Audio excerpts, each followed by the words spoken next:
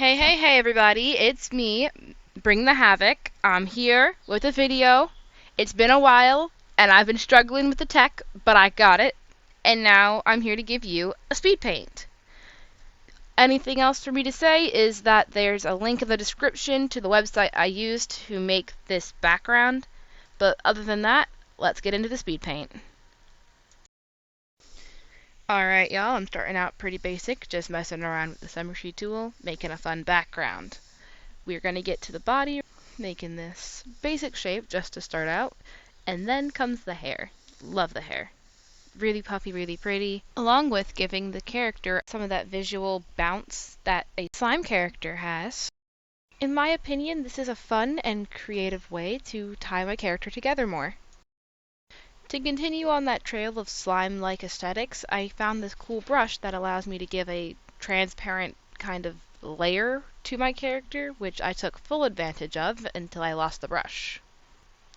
Now we're turning to my personal preference. I like glitter slime. This is slime character, glitter slime character. Simply put.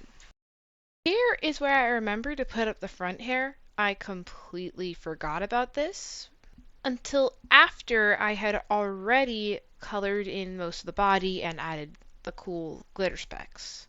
Now that I'm back, I'm just trying to catch it up to the rest of the line art and make sure that it matches with the transparency and the cool bubble layer, and just trying to blend it into the design so it's more fitting, which I think I did a pretty good job if I do say so myself. Now, while I do enjoy how the front hairpiece came together with the rest of the character, the speckles that I chose were way too many and in way too many colors. It looked kind of murky and made a mess of the background. So here I'm going through a few different options to see what works. Currently none so far, but the next one I come to, I believe is the one that I really do love. And as you can see, they are more like bubbles, but when you put them in a certain pattern, they just look like different colored glitter specks, which is really cute, and I love it so much. And it makes me very happy to see the character like this. Something to note, though, is that I do think the character is a bit light right now. This will change later. For now, though, the only thing that's changing is something I have regrets about, which is the background. Oh my gosh. I loved that pattern background, and I wouldn't have erased it if I knew that I was just going to make another layer and make a whole new background. It was so pretty. I loved it. Future me here, I may be able to save the background. I'll let you know at the end of the video if I'm actually able to do it. For now though, let's see this background. Not so surprisingly, this background did do what I wanted it to do. The first background didn't show the transparency off as much as I wanted it to, while this background shows it more, actually a bit too much, so I made her more opaque and then darkened the tone some to make it look better in the environment. This also helps me realize just how dark the outline is. I'm trying to make this character look more transparent, but because of these solid black outlines, everything seems so much more harsh, which is also contributing to why this character doesn't fit my vision. So I'm going through multiple attempts, lightening things with different colors, erasing entire chunks of the character, and trying to keep a general lighter aesthetic and tone to the character design.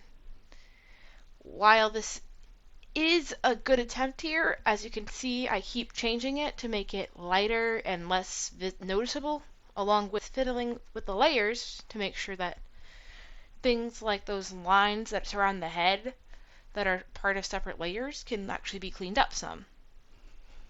It's a balance of push and pull, trying to make it look transparent, but also trying to make sure it still seems solid to some degree.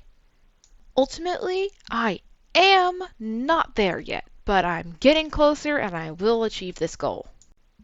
Alright, that's it. We're bringing out the big guns. We're taking down all the layers. We're looking at the character outline. We're going to lighten up everything we can with the light pastel color that almost matches the transparent outline.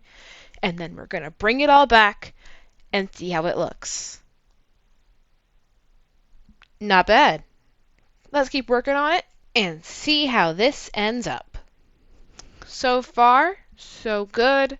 We're just cleaning up the layers, making sure everything's neat, adding back the layers that we had removed, and personally, I really like my choice of adding another layer of light opacity purple so that it could look like the glitter specks were actually within the character, but not be so far in the layers that you can't see them properly. Really great move from my perspective. And as you can see, I'm still messing with those layers to make sure that the speckles are visible, but also not too much in your face. Really fun to work on. But we're at the final touches. We are almost here. It's pretty much done. Look at that. Gorgeous, pretty, whatever word of choice you may choose. So this is the final result. I'm really happy with it, although I feel like looking at it now, I also can see a lot of improvements I can make, which makes me more excited to draw this character again another time. But for now, I'm thoroughly pleased with the results and the effort put into this. So, if that's everything to do, I think it's time for the outro. Hey, hey, hey, you made it to the end. Congrats. You finished a Bring the Havoc video, and for that, you get rewarded with a title screen. I'll see you in the next one. Bye!